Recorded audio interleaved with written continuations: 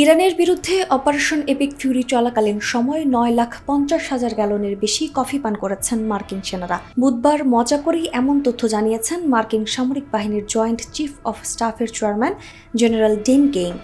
তিনি জানান, ইরানের বিরুদ্ধে প্রায় 39 দিনের সামরিক অভিযান চলাকালীন সময় মার্কিন সেনারা 9,50,000 গ্যালনেরও বেশি কফি পান করেছেন, গ্রহণ করেছেন 7 লাখেরও বেশি মিল এবং পান করেছেন 20 লাখ এনার্জি ড্রিঙ্ক। কেবল তাই নয়, বিপুল পরিমাণ নিকোটিনও সেবন করেছেন সেনারা।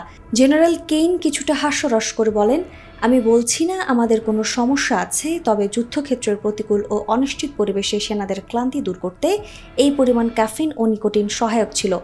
নাজমুন নাহার রুশবা, দৈনিক নিরপেক্ষ।